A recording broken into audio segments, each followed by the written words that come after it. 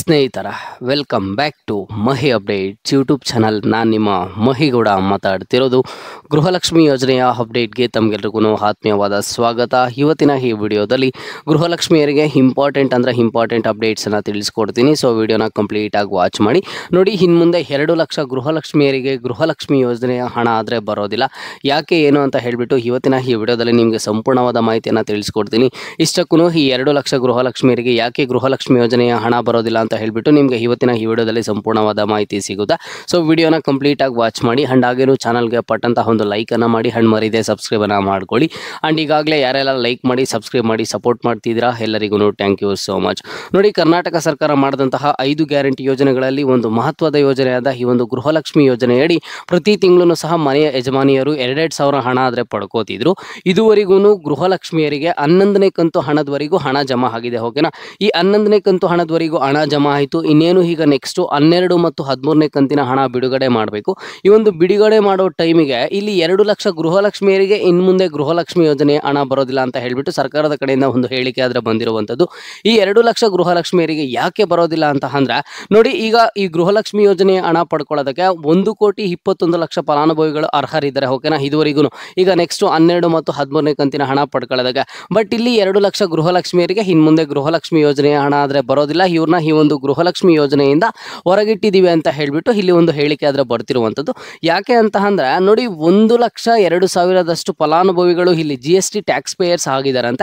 ಇಲ್ಲಿ GST tax payers ಆಗಿದ್ರೆ ನಿಮಗೆ ಇನ್ನು ಮುಂದೆ ಗೃಹಲಕ್ಷ್ಮಿ ಯೋಜನೆಯ ಹಣ ಬರೋದಿಲ್ಲ ಅಂತ ಹೇಳಿಬಿಟ್ಟು ಒಂದು ಹೇಳಿಕೆ ಆದರೆ ಕೊಟ್ಟಿರುವಂಥದ್ದು.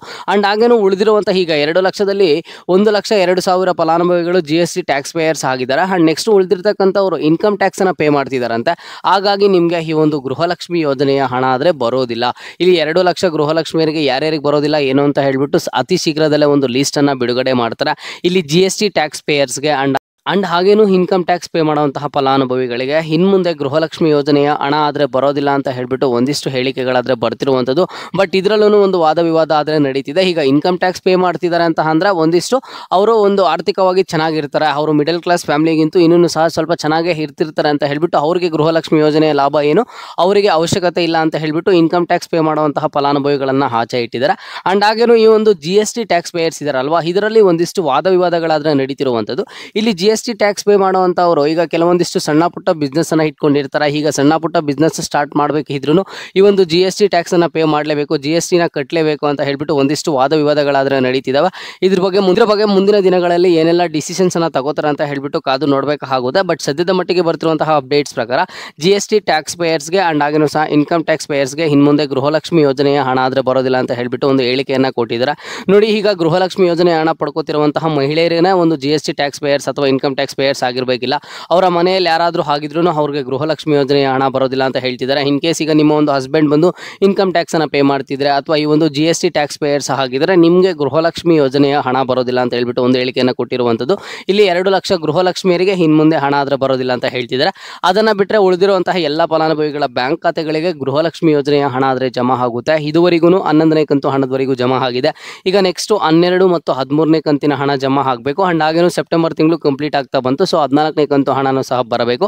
ಈಗ ಫೈನಾನ್ಸ್ ಡಿಪಾರ್ಟ್ಮೆಂಟ್ ಕಡೆಯಿಂದ ಮಹಿಳಾ ಮತ್ತು ಮಕ್ಕಳ ಕಲ್ಯಾಣ ಅಭಿವೃದ್ಧಿ ಇಲಾಖೆಗೆ ಎಷ್ಟು ಕಂತು ಹಣ ಬಿಡುಗಡೆ ಮಾಡುತ್ತೋ ಅದರ ಮೇಲೆ ಡಿಪೆಂಡ್ ಆಗಿಬಿಟ್ಟು ನಿಮ್ಮ ಒಂದು ಬ್ಯಾಂಕ್ ಖಾತೆಗಳಿಗೆ ಜಮಾ ಆಗ್ತಾ ಹೋಗುತ್ತೆ. ಫೈನಾನ್ಸ್ ಡಿಪಾರ್ಟ್ಮೆಂಟ್ ಕಡೆಯಿಂದ 12 ಮತ್ತು 13ನೇ ಕಂತಿನ ಹಣ ಒಟ್ಟಿಗೆ ಬಿಡುಗಡೆ ಆಯಿತು ಅಂತ ಅಂದ್ರೆ ನಿಮಗೆ ಮುಂದಿನ ತಿಂಗಳಲ್ಲಿ ಅಕ್ಟೋಬರ್ ಫಸ್ಟ್ ವೀಕಲ್ಲಿ 12ನೇ ಕಂತು ಹಣ ಬಂದಿದ್ದು ಒಂದು 3 to 4 ಡೇಸ್ ಆದಮೇಲೆ 13ನೇ ಕಂತಿನ ಹಣ ಈ ರೀತಿ ಆದರೆ ಬರುತ್ತೆ. ಇನ್ ಕೇಸ್ ಫೈನಾನ್ಸ್ ಡಿಪಾರ್ಟ್ಮೆಂಟ್ ಕಡೆಯಿಂದ 12ನೇ ಕಂತು ಹಣ, 13ನೇ ಕಂತಿನ ಹಣ, 14ನೇ ಕಂತಿನ ಹಣ ಒಟ್ಟಿಗೆ ಬಿಡುಗಡೆ ಮಾಡಿದ್ರು ಮಹಿಳಾ ಮತ್ತು ಮಕ್ಕಳ ಕಲ್ಯಾಣ ಅಭಿವೃದ್ಧಿ ಇಲಾಖೆಗೆ ಅಂತ ಅಂದ್ರೆ ಆಗ ಮಹಿಳಾ ಮತ್ತು ಮಕ್ಕಳ ಕಲ್ಯಾಣ ಅಭಿವೃದ್ಧಿ ಇಲಾಖೆ ಕಡೆಯಿಂದ ಫಲಾನುಭವಿಗಳಿಗೆ DBT ಆಗುವುದು. ಅಕ್ಟೋಬರ್ ಫಸ್ಟ್ ವೀಕಲ್ಲಿ 12ನೇ ಕಂತು ಹಣ, ಸೆಕೆಂಡ್ ವೀಕಲ್ಲಿ 13ನೇ ಕಂತು ಹಣ ಅಂಡ್ ಹಾಗೇನು ಲಾಸ್ಟ್ ವೀಕಲ್ಲಿ 14ನೇ ಕಂತಿನ ಹಣ ಈ ರೀತಿ ಬರುವಂತಹ ಸಾಧ್ಯತೆಗಳಾದ್ರೆ ಇದಾವೆ. ಸೊ ಫಲಾನುಭವಿಗಳು ವೆಯ್ಟ್ ಮಾಡಿ. ನೀವು GST ಟ್ಯಾಕ್ಸ್ ಪೇ ಮಾಡ್ತಿಲ್ಲ, ಇನ್ಕಮ್ ಟ್ಯಾಕ್ಸ್ ಪೇಯರ್ಸ್ ಆಗಿಲ್ಲ ಅಂತಂದ್ರೆ ನೀವೇನು ವರಿ ಮಾಡ್ಕೊಳ್ಳುವಂತಹ ಅವಶ್ಯಕತೆ ಇಲ್ಲ. 100% ನಿಮ್ಮ ಒಂದು ಬ್ಯಾಂಕ್ ಖಾತೆಗಳಿಗೆ ಗೃಹಲಕ್ಷ್ಮಿ ಯೋಜನೆಯ ಹಣ ಆದ್ರೆ ಜಮಾ ಆಗುತ್ತೆ. ಓಕೆನಾ, ಫರ್ದರ್ ಏನೇ ಡೌಟ್ ಇಲ್ಲಿ ಕಮೆಂಟ್ ಮಾಡಿ. ಅಂಡ್ ಹಾಗೇನು ಎಲ್ಲರೂ ತಪ್ಪದೆ ಇವತ್ತಿನ ಈ ವಿಡಿಯೋಗೆ ಲೈಕ್ ಅನ್ನ ಮಾಡಿ ಅಂಡ್ ಸಬ್ಸ್ಕ್ರೈಬ್ ಅನ್ನ ಮಾಡಿಕೊಂಡು ಇದೇ ತರಹದ ಎಲ್ಲ ಹೆಚ್ಚಿನ ಅಪ್ಡೇಟ್ಸ್ ಅನ್ನ ಪಡ್ಕೊಳ್ಳಿ.